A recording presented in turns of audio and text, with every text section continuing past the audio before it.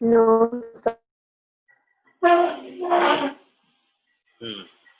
तो हम कर रहे थे फ्री बॉडी डायग्राम। मैं स्टार्ट दोबारा से शुरू कर रहा हूँ। Free body diagram. तो फ्री बॉडी डायग्राम में पहला पार्ट मैंने बताया था कि अगर कोई बॉडी रेस्ट पे होगी तो और फ्रिक्शनलेस सरफेस है तो उसका एक जो वेट लगता है यानी कि mg, जो डाउनवर्ड फोर्स होगा वो क्या होगा, mg होगा। और उस पे एक नॉर्मल रिएक्शन होगा अगर उसका मास m है, दैट इज r, या फिर n से डिनोट करेंगे। और मैंने कहा था कि कोई भी वर्टिकल मोशन नहीं हो रहा है तो इसका मतलब ये फोर्सेस एक दूसरे को बैलेंस कर रहे हैं, that means r is equal to mg, जिसको टीचर आपको इस तरीके से भी लिख के दिखा सकता है। तो बात इक्वल है, मतलब सेम। यहाँ तक बात आप लोगों को समझ में आ गई थी। सेकेंड पार्ट मैंने बताया था कि बॉडी अभी भी रेस्ट पे है, बट इसमें क्या है, सेम केस है, बॉडी रेस्ट पे ही है। ये ए पार्ट है और ये बी पार्ट ले लेते हैं इसको। बट इस समय क्या है कि इसमें सिर्फ वर्टिकल फोर्स अप्लाई हो रहे थे, जबकि इस पे हॉरिजॉन्टल फोर्स भी अप्लाई हो रहे हैं।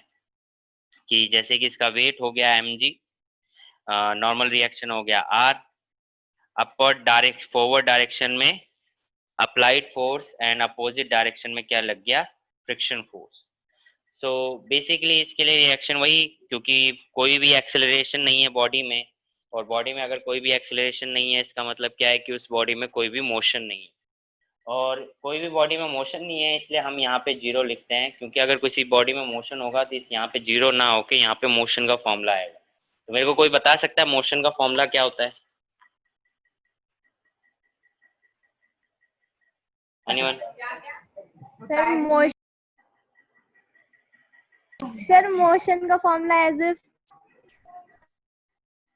मोशन का फॉर्मूला एज इफ, जैसे कि किसी बॉडी में आपको मोशन शो कर रहे हो तो उस मोशन के लिए एक फॉर्मूला बताना है कि उस बेस पे आप फॉर्मूले के बेस पे मोशन को एक्सप्लेन कर सकते हो। मतलब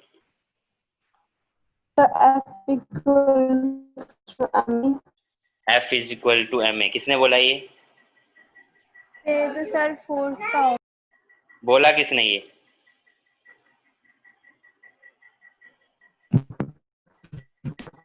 मैंने।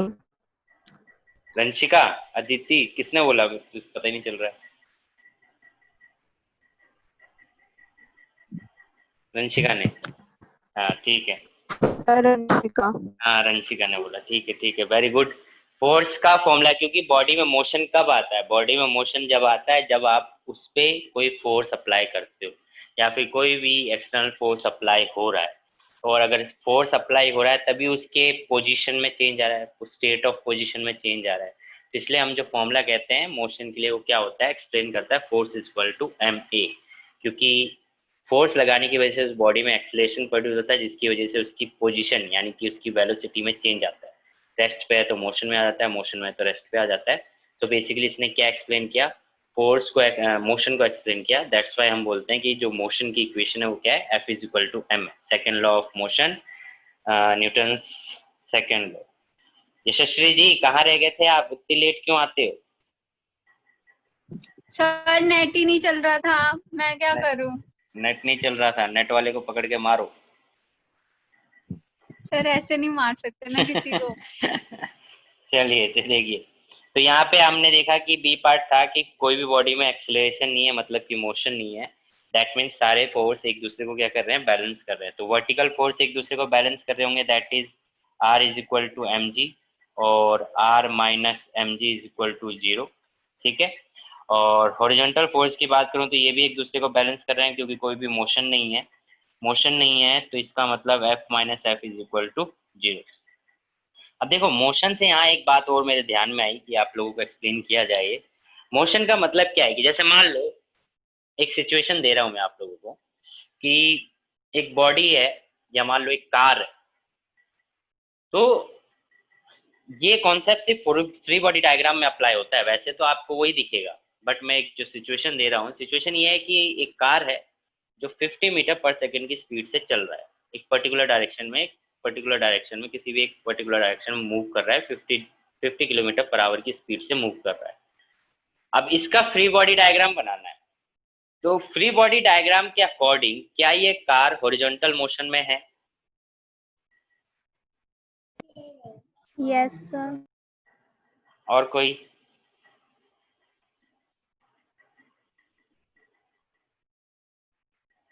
अच्छा, अगर मैं बोलूं कि ये जो कार 50 किलोमीटर पर आवर की स्पीड से चल रहा है, तो क्या इसकी इस बॉडी में कोई भी हॉरिजॉन्टल डायरेक्शन में कोई भी हॉरिजॉन्टल डायरेक्शन में फोर्स अप्लाई हो रहा है?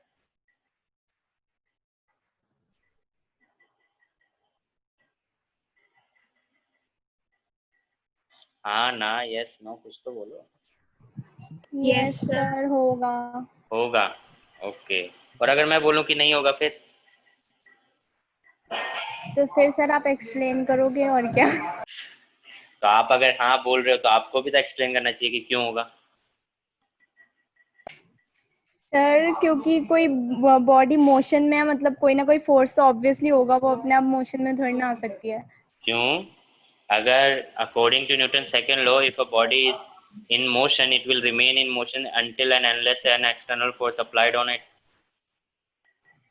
तो सर मतलब वो मोशन में भी तो तभी आएगी ना जब कोई फोर्स आएगा। अब वो मोशन ऑलरेडी में मोशन में आ तो गई है, स्टॉप। अच्छा मोशन ठीक है, में जो आ स्टॉप गई। करने के लिए कोई फोर्स होगा फिर। हाँ, तो मोशन में आ गई है, अब वो कंटिन्यूस उसी स्पीड से मूव कर रही है, तो इसका मतलब क्या हुआ?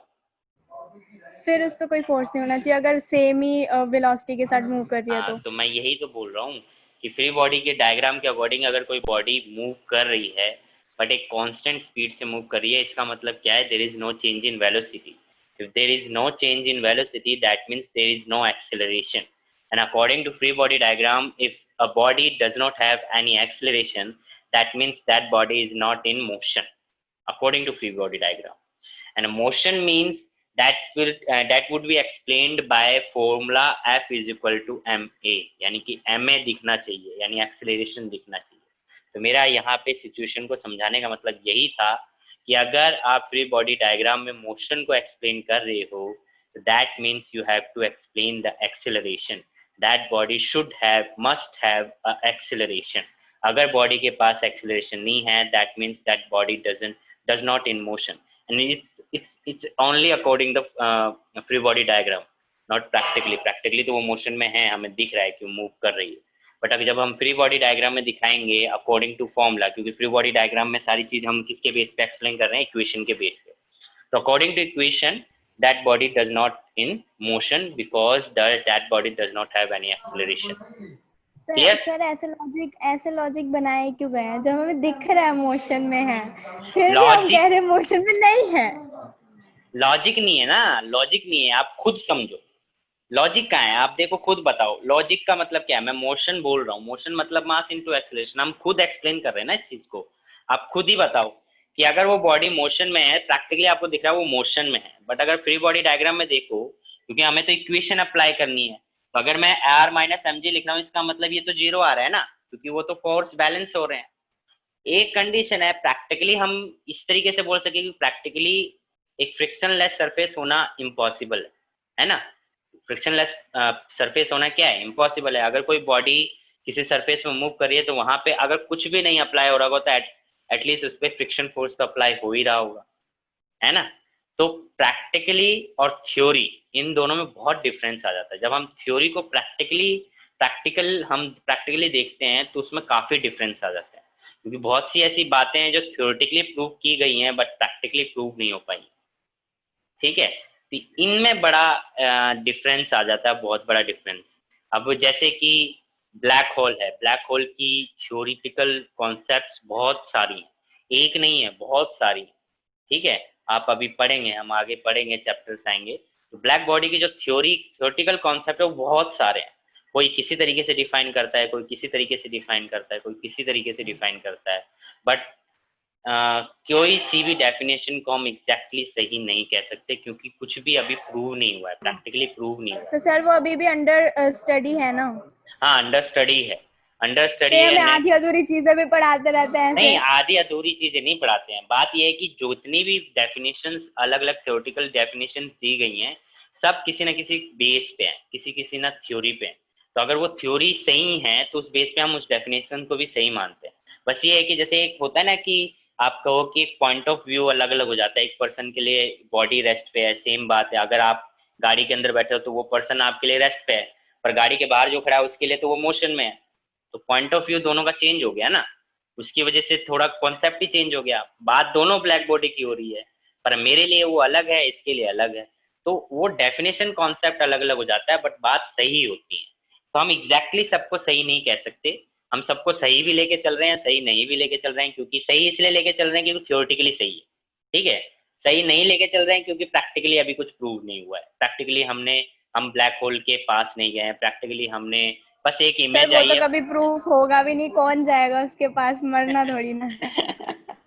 आ, बहुत चीजें हैं, क्या पता इतनी साइंस टेक्नोलॉजी एडवांस हो जाए, क्या पता लोग जाएं भी, और ऐसी रिसर्च के लिए तो लोग मरने के लिए भी तैयार होते हैं, ठीक है।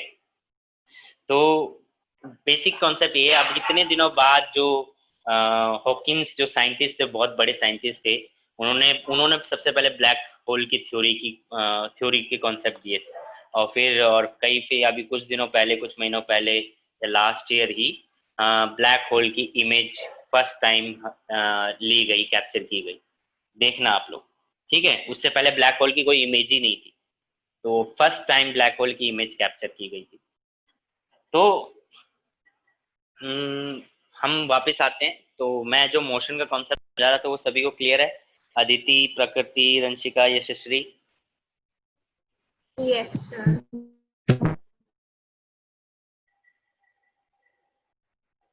ठीक है, तो F minus F is equal to क्या आ गया, 0, दैट मीन्स ये बॉडी क्या है, रेस्ट पे है, क्योंकि कोई भी मोशन शो नहीं हो रहा है, सॉरी, यहाँ तक बात क्लियर है? तो ये दोनों केस मैंने रेस्ट के दिखाए हैं। तो एग्जाम में अगर आ जाए कि रेस्ट बॉडी पे मिनिमम फोर्स कितने अप्लाई, मतलब किसी भी बॉडी पे अगर कोई बॉडी रेस्ट पे है तो उस पर मिनिमम से मिनिमम फोर्स कितने अप्लाई हो सकते हैं, तो आपका आंसर क्या होगा? सर रिपीट करना। एक बॉडी अगर रेस्ट पे है, यानी कि बॉडी किसी सरफेस पे रेस्ट पे रखी गई है, तो उस बॉडी पे मिनिमम फोर्स कितने अप्लाई हो रहे हैं? 0 ही होना चाहिए सर।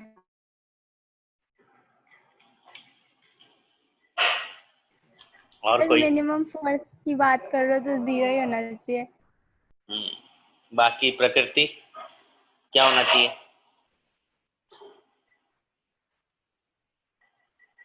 फिर जितना उसका वेट है। जितना उसका वेट है वही फोर्स होगा बस। अगर कोई बॉडी किसी सरफेस पे रखा है और वो रेस्ट पे है तो उस पर मिनिमम फोर्स 3 अप्लाई हो सकते हैं, ठीक है। अब आप बोलोगे सर 3 अच्छा कैसे? सर, वैसे मतलब सर एक नॉर्मल फेस हो सकता है फोर्स, और एक ग्रेविटी का फोर्स, और हम्म एक फ्रिक्शन फोर्स, अगर वो हाँ, ऑपोजिट, तो हो गए 3 फोर्स, क्योंकि तो 3 ऐसे फोर्स बोलना। तो और कैसे बोल रहा था मैं? तो मुझे लगा वैसे न्यूमेरिक वैल्यू में पूछ रहा कि मिनिमम फोर्स, तो ये पूछ रहा मिनिमम, कितने टाइप के फोर्स हो सकते हैं तो मिनिमम। टाइप क्या है इसमें? फोर्स है, टाइप कहाँ है इसमें? कितने फोर्स अप्लाई हो रहे हैं वही पूछा मैंने, मिनिमम कितने फोर्स अप्लाई हो सकते हैं। तो देखिए 3 फोर्स हो सकते हैं, एक तो उसका वो वेट हमेशा लाई करेगा उस पर अगर सरफेस पे है, और अगर किसी सरफेस पे बॉडी रखी है तो अगर उसका वेट लाई कर रहा है तो उसकी वजह से नॉर्मल रिएक्शन तो लगना ही लगना है, ये 2 फोर्स तो लगेंगे ही लगेंगे अगर कोई बॉडी किसी सरफेस पे है तो। और तीसरा, क्योंकि बॉडी प्रैक्टिकली कोई फ्रिक्शनलेस सरफेस होता नहीं है, हम उसको स्मूथ करते हैं, तो एक फ्रिक्शन फोर्स भी अप्लाई होगा, तो मिनिमम 3 फोर्स तो लगते ही लगते हैं, ठीक है। यहाँ तक बात क्लियर है? ये थे रेस्ट के केस, आगे देखते यस। हैं मोशन के केस, कि मोशन के केस क्या क्या हो सकते हैं।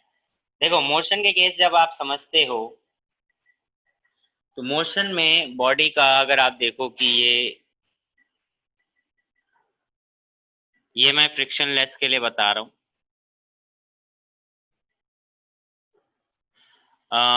Normal reaction R, weight mg, और फोर्स f। अगर बॉडी मोशन में है तो यहाँ पे हम क्या लेके चलेंगे, एक्सेलरेशन। तो अगर डायरेक्ट इस डायरेक्शन में एक्सेलरेशन है, जिस डायरेक्शन में अप्लाइड फोर्स लगाया है, तो आपको ये ध्यान रखना है कि पहले तो वर्टिकल इक्वेशन बना लोगे, that is r is equal to M G, ठीक है, यानी normal reaction is equal to क्या हो गया आपका, mg के बराबर। एंड सेकंड केस जो बनेगा, डायरेक्शन जैसे अप्लाइड फोर्स आपने लगाया, तो सबसे पहली चीज जब आप हॉरिजॉन्टल फोर्स के लिए इक्वेशन बनाओगे, क्योंकि बॉडी मोशन में है, तो अगर फोर्स के लिए इक्वेशन बनाओगे तो एक्सीलरेशन की डायरेक्शन इंपॉर्टेंट रखती है।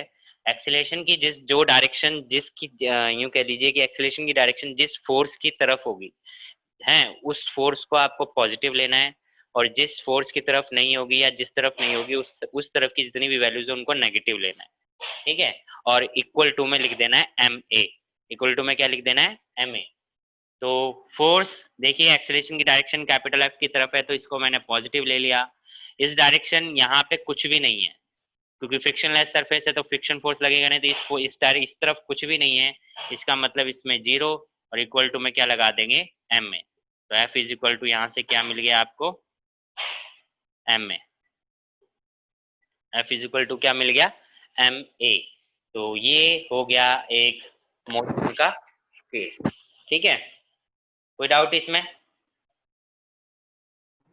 No sir. देखिए नेक्स्ट क्वेश्चन केस क्या हो सकता है।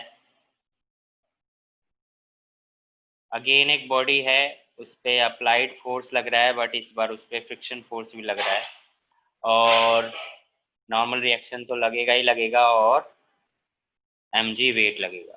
तो अगेन वर्टिकल डायरेक्शन में फोर्स लगाओ, इक्वेशन बनाओगे तो r is equal to M G और r minus M G is equal to zero, क्योंकि वर्टिकल डायरेक्शन में कोई भी मोशन नहीं है, बॉडी ऐसे मूव नहीं कर रही है।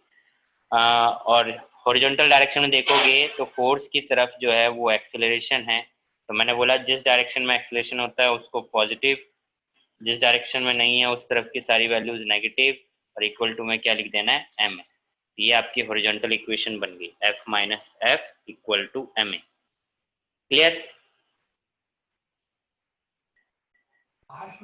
Yes sir.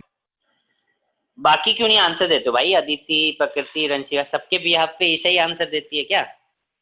ईशा ने मतलब डिकोड कर रखा है, मतलब कि मैथ तुम्हारी तरफ से भी मैं ही आंसर दे दूंगी, यस सर है। क्यों प्रकृति?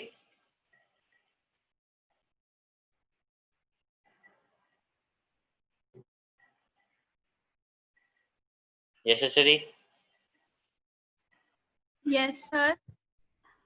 क्या बात है, मतलब रंशिका ईशा से मतलब कुछ क्या कहते हैं, क्या कहते हैं, कॉन्ट्रैक्ट बनाया है क्या, कि मतलब मेरी तरफ से भी आंसर आप ही दे देना है? नहीं सर। फिर तो ये नोट कर लीजिए इसको, फिर हम आगे बढ़ते हैं, फिर अलग टाइप के फ्री बॉडी डायग्राम को देखते हैं।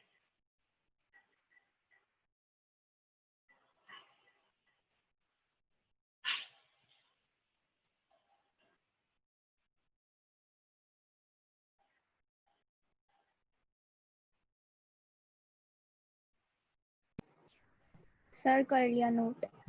Okay, done sir. हो गया सर। प्रकृति रह गई अभी।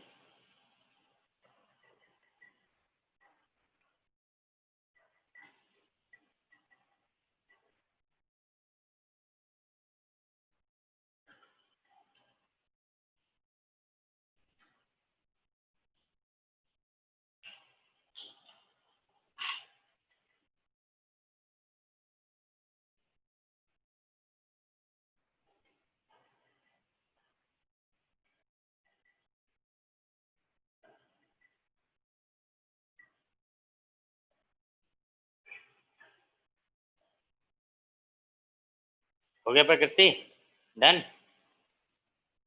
सर एक सेकंड, थोड़ा क्लियर नहीं आ रहा तो नोट करने में प्रॉब्लम हो रही है। ओके ओके, करो करो।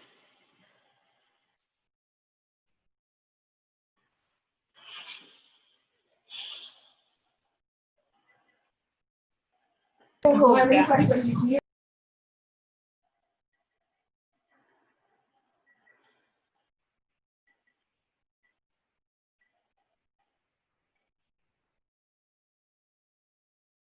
हो गया, चलो तो नेक्स्ट देखिए, ये था आपका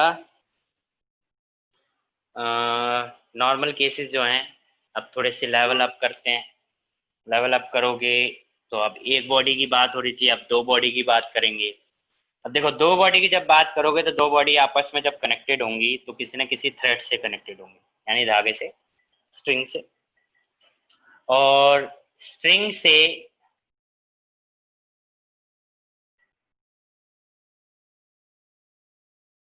थर्ड पॉइंट है कनेक्टिंग मोशन। और स्ट्रिंग में जब फोर्स लगता है तो उसे हम फोर्स ना कह के क्या कहते हैं, टेंशन कहते हैं। क्या कहते हैं? टेंशन। स्ट्रिंग हो, धागा हो, रस्सी हो, उसमें कोई भी फोर्स अप्लाई होती है तो वो स्ट्रेच होती है, और वो जो फोर्स होता है उसको हम बोलते हैं tension. Tension in the wire, tension in the string, तो हम उसको टेंशन कहते हैं। एक वायर में, एक स्ट्रिंग में एक ही टाइप का टेंशन लगेगा। हो सकता है कि दो डायरेक्शन हो सकती है डिपेंडिंग ऑन द कितनी बॉडी उससे कनेक्टेड है, पर एक धागे में एक ही टाइप का टेंशन लगेगा, ये याद रखो। ठीक है? एक धागा, एक टेंशन, दो बॉडी कनेक्टेड है तो दो डायरेक्शन, मतलब जितनी बॉडी कनेक्टेड होंगी उतनी डायरेक्शन होगी, बट होगा टेंशन एक ही, अगर थ्रेड एक है। अगर दो अलग अलग थ्रेड हैं तो ऐसे में दो टेंशन होंगी और डायरेक्शन डिपेंड करता है कि बॉडी कितनी कनेक्टेड है। क्लियर है? तो जैसे कि पहला केस देखिए, एक बॉडी ये है M1 और ये दूसरी बॉडी कनेक्टेड है स्ट्रिंग से M2। अब इसका आपको बोल दिया जाए कि इस पे ये फोर्स अप्लाइड है कैपिटल F, जिसकी वजह से इसमें डायरेक्शन एक्सेलरेशन आ गया ये। ठीक है? अब आपसे बोल दे कि इसकी फ्री बॉडी डायग्राम बनाओ और इक्वेशन बना के दिखाओ, तो आप देखोगे इक्वेशन बनाओगे तो इसकी वजह से वेट होगा M2G और नॉर्मल रिएक्शन होगा R2। उसी तरीके से इसमें जो वेट होगा M1G और इसमें जो नॉर्मल रिएक्शन होगा R1। ठीक है? ये मैं केस दिखा रहा हूँ फ्रिक्शनलेस का, क्योंकि फ्रिक्शन नहीं है कोई भी इसमें। ठीक है? अब देखिए बीच में है थ्रेड, स्ट्रिंग। अब स्ट्रिंग नहीं, स्ट्रिंग है तो मैंने बोला था कि अगर एक टाइप की स्ट्रिंग होगी तो एक ही टाइप का टेंशन होगा, मतलब यहाँ देखो एक ही टेंशन, एक ही स्ट्रिंग है तो टेंशन भी एक ही होगा। बट आप देख रहे हो कि दो बॉडी कनेक्टेड है, तो दो बॉडी कनेक्टेड है तो दो डायरेक्शन होगी, एक डायरेक्शन इधर और एक डायरेक्शन इधर, टेंशन एक ही होगा, टी टी। ठीक है? सेम टेंशन होगा, बट बॉडी दो कनेक्टेड है सेम स्ट्रिंग से, इसलिए डायरेक्शन दो बना दी। ठीक है? अब इक्वेशन बनाओ। तो देखो सबसे पहले एक एक बॉडी को लेके चलना है, इस बॉडी को पहले लेके चलते हैं और इस बॉडी को लेके चलते हैं। ठीक है? तो अगर इसके लेके चलते हैं 4M2, तो एक इक्वेशन तो वर्टिकल बन गई R2 is equal to M2G। ठीक है? और जो दूसरी इक्वेशन बनेगी वो क्या बनेगी? दूसरी इक्वेशन बनेगी, एक मिनट, दूसरी इक्वेशन जो बनेगी वो क्या बनेगी? हॉरिजॉन्टल। तो मैंने बोला था जिस डायरेक्शन में एक्सेलरेशन होगा वो पॉजिटिव और जिस डायरेक्शन में नहीं होगा वो नेगेटिव। तो एक्सेलरेशन किस डायरेक्शन में? फोर्स की डायरेक्शन में, तो कैपिटल F पॉजिटिव। टेंशन की डायरेक्शन में नहीं है तो नेगेटिव टेंशन, और इज इक्वल टू में हमेशा क्या रखना है? मास इंटू एक्सेलरेशन। तो मास इंटू एक्सेलरेशन, बट कौन सी बॉडी है? टू बॉडी है तो M2A। ठीक है? इक्वेशन बन गई। फिर इसी तरीके से 4M1 के लिए हम बनाएंगे। M1 के लिए देखिए तो एक तो वर्टिकल डायरेक्शन में बन जाएगी R1 is equal to M1G। ठीक है? फिर हॉरिजॉन्टल में बनाना है तो एक्सेलरेशन किसकी डायरेक्शन में? टी के डायरेक्शन में, तो कैपिटल T पॉजिटिव। किसकी डायरेक्शन में नहीं है? जीरो के डायरेक्शन में नहीं है तो जीरो, और इक्वल टू में क्या लिख देना है? मास इंटू एक्सेलरेशन, यानी मास इंटू एक्सेलरेशन M1A। ठीक है? दो इक्वेशन बन गई। अब देखिए इसको यूज करते हुए आपसे बोला जाएगा कि टेंशन निकालो, एक्सेलरेशन निकालो। यूज करते हुए कैसे निकालेंगे? तो यहाँ से देखिए, यहाँ से जो है टेंशन इज इक्वल टू क्या मिल गया आपको? टेंशन इज इक्वल टू मिल गया M1A। अब इस टेंशन को हम यहाँ पुट कर सकते हैं, तो F minus T is equal to क्या है? M2A। F minus T is equal to क्या है? M2A। टी की वैल्यू हमें मिल चुकी है, तो F minus M1A is equal to M2A। तो F इज इक्वल टू क्या हो जाएगा? M2A plus M1A। तो A को आप कॉमन ले सकते हो, M1 प्लस M2, और A इज इक्वल टू क्या आ गया? F अपॉन में M1 प्लस M2। ठीक है? तो इस तरीके से आपका क्या आ गया? एक्सेलरेशन आ गया। क्या आ गया आपका? एक्सेलरेशन आ गया। ये इस तरीके से आप सॉल्व कर सकते हो F is equal to M1 plus M2।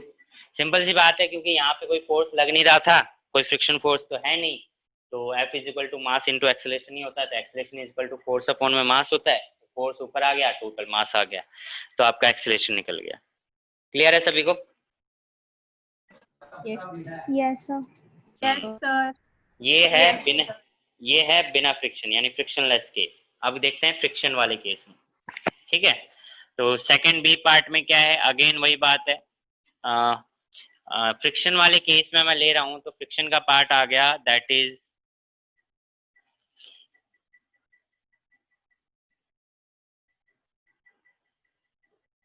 F apply कर रहे हैं m1 m2। ठीक है, पहले मैं सिंगल बॉडी का फ्रिक्शन का तो चलो आपने देख ही लिया। सिंगल बॉडी का हो आप कर चुके हैं m1 और m2। एक्सीलरेशन की जो डायरेक्शन है वो क्या है, ए। अगेन वही बात, m1 g r1 m2 g r2। अब देखिए टेंशन क्या लग सकता है, टेंशन देखो यहाँ पे एक ही स्ट्रिंग है तो दो एक ही टाइप का टेंशन होगा, पर डायरेक्शन क्या हो जाएंगी, दो टी एंड टी। बट अब देखो फ्रिक्शन भी लग रहा है, तो फ्रिक्शन का केस है, बॉडी कितनी है, दो, तो दोनों पे फ्रिक्शन लगेगा, इस पे भी फ्रिक्शन लगेगा और इस पे भी फ्रिक्शन लगेगा, है ना। तो मैं इसको मैं बना के दिखा दे रहा हूँ। नेक्स्ट केस आप मेरे को करके दिखाएंगे। C इज इक्वल टू क्या है कि C इज इक्वल टू, देखो C इज इक्वल टू कह रहा हूँ, 4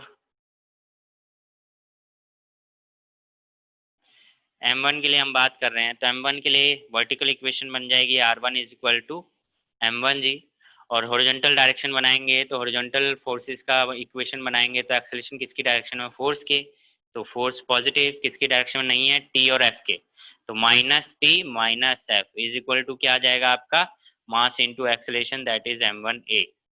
ठीक है, आप देख रहे हो, तो आप इसको कॉमन लेके भी लिख सकते हो, m t माइनस एफ या t प्लस एफ इस माइनस में आ जाएगा। ठीक है, इसी तरीके से आप देख सकते हो कि फोर फ्रिक्शन फोर्स का यहाँ पे अभी कोई रोल दिख नहीं रहा है आपको, बट इसको अभी हम आगे पढ़ेंगे तो दिखेगा कि फ्रिक्शन फोर्स का भी फॉर्मूला होता है, तो उस फॉर्मूले को हम यहाँ अप्लाई कर सकते हैं। जब यहाँ पे अप्लाई करोगे तो ये जो आर वाली इक्वेशन है वो यहाँ पे यूज हो जाएगी। ये चीज हम आगे देखेंगे जब फ्रिक्शन की कोर्स कर लेंगे, ठीक है, टॉपिक कर लेंगे।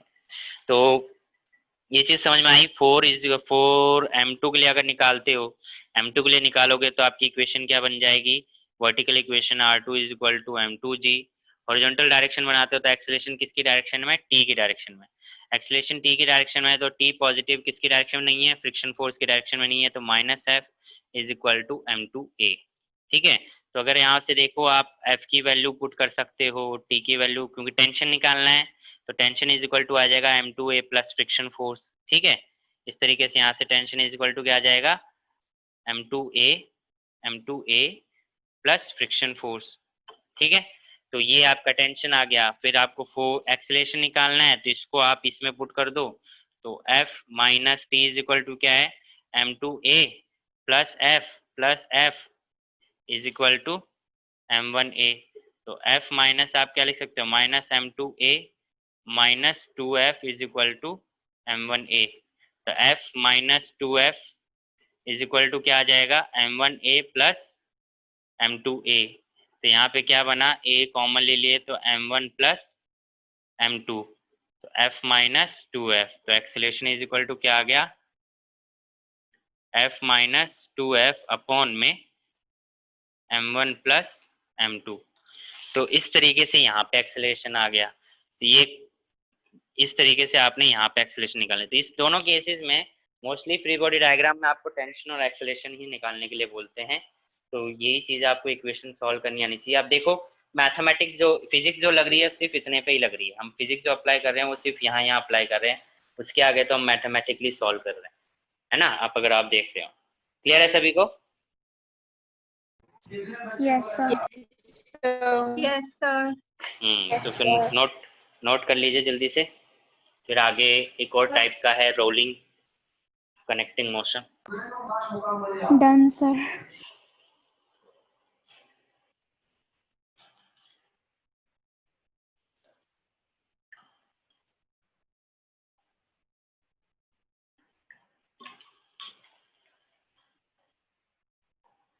ईशा, सुमित सर से भी बात हुई थी आपकी?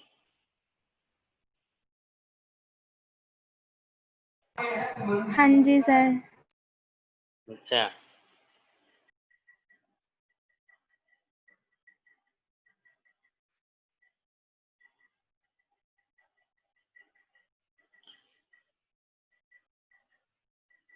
इसका जब आप फ्री बॉडी डायग्राम आप बना लो तो डायग्राम यानी जो फिगर बनाओगे उसका इमेज अगर शेयर कर पाओ तो जरूर करना, मैं देखना चाहूँगा इमेज।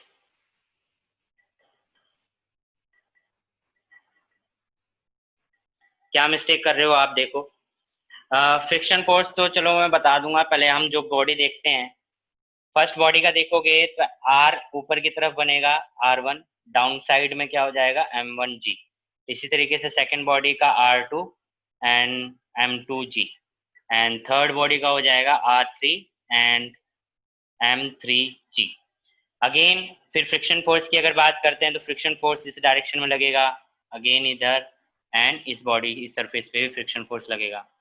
सेकंड बात आती है टेंशन की। अब टेंशन अगर आप देखोगे तो टेंशन का मतलब क्या है कि मैंने बोला कि ये स्प्रिंग है, तो अगर आप इसको इसमें डायरेक्शन दिखाओगे तो यही डायरेक्शन होगी टेंशन की, और इसमें भी डायरेक्शन यही होगी, बट दोनों स्ट्रिंग अलग अलग हैं। तो जब स्ट्रिंग अलग अलग हैं तो ऐसे केस में उनका टेंशन का टाइप भी अलग हो जाएगा। इधर लगेगा T1 और इधर लगेगा T2। ठीक है, इस स्ट्रिंग में लग गया T1 और इस स्ट्रिंग में लग गया T2, तो इस तरीके से आप दिखाओगे। क्लियर है, T1 एंड T2। अब आप क्या कर सकते हो, अलग अलग बॉडी के लिए अब आप इक्वेशन बना सकते हो। R1 is equal to M1G, और अगर हॉरिजॉन्टल डायरेक्शन के इक्वेशन बनाओगे तो एक्सेलेरेशन की डायरेक्शन किस तरफ है, फोर्स की तरफ, तो F minus T1 plus F, क्योंकि T1 और F की डायरेक्शन सेम है बॉडी पे, T1 प्लस F माइनस का is equal to M1G। Then again for M2 के लिए अगर आप बनाते हो तो M2 के लिए जो बनाओगे वो अगेन क्या बनेगी, R2 is equal to M2G, and equation अगर आप देखो तो एक्सेलेरेशन किसकी तरफ है, T1 की तरफ, और किसकी तरफ नहीं है, T2 और F की तरफ, तो आपका इक्वेशन बन जाएगी T1 minus T2 plus F is equal to M2G। Same similar आप क्या कर सकते हो फॉर M3, थर्ड बॉडी के लिए कर सकते हो। थर्ड बॉडी के लिए अगर आप करोगे तो आप देखिए थर्ड बॉडी में एक्सेलेरेशन किसकी तरफ है, T2 की तरफ, और किसकी तरफ नहीं है, F की तरफ नहीं है, तो minus F is equal to M3A, और वर्टिकल इक्वेशन तो आपकी बन रही है R3 is equal to M3G। तो वही सेम केस यहाँ से लेते हुए चलेंगे, T2 इज इक्वल टू किसके बराबर है, M3A प्लस F। इसको आप यहाँ पे पुट करके T2 की जगह पे पुट करके सॉल्व कर सकते हैं। देन इसको सॉल्व करके T1 की वैल्यू आ जाएगी, T1 की वैल्यू यहाँ पुट करके सॉल्व कर सकते हैं, और यहाँ पे पुट करने के बाद आपको A की वैल्यू मिल जाएगी सिमिलर तरीके से। समझ गए सभी?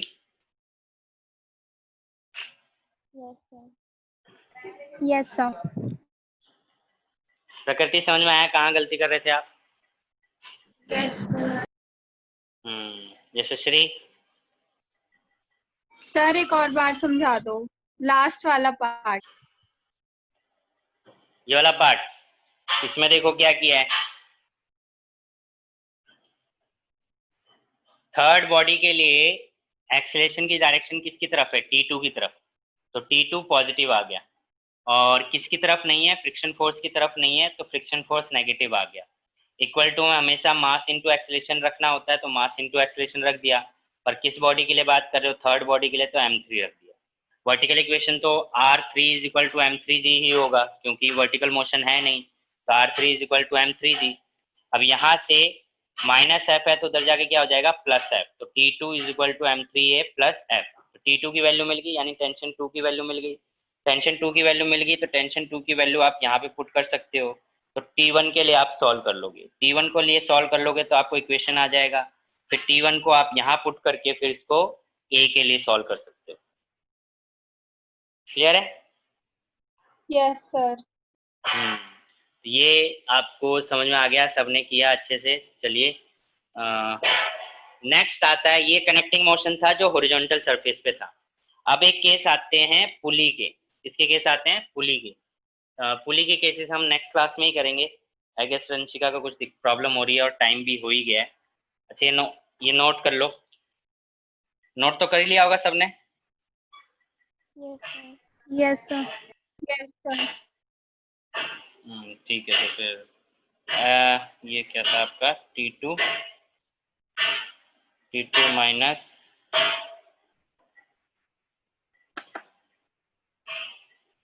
T1 minus T2 plus F। ठीक है, ये क्वेश्चन थी, तो इसको आप सॉल्व कर सकते हैं। फिर आते हैं पुली के केसेस। इसके बाद जो हम केस करेंगे वो करेंगे पुली के केसेस। जैसे कि ऐसे पुली है, पुली में दो बॉडी रखी हुई है और ये बॉडी यहाँ रखी हुई है। ठीक है, तो इस बॉडी को रख के इसका वेट और इसके वेट और टेंशन के बेसिस पे हम इक्वेशन बनाएंगे नेक्स्ट क्लास में। ठीक है, समझिए? किसी को कोई डाउट? No sir. चलिए, नो सर। तो मिलते हैं फिर नेक्स्ट क्लास में। Till then bye bye. Have a good day sir. Same to you.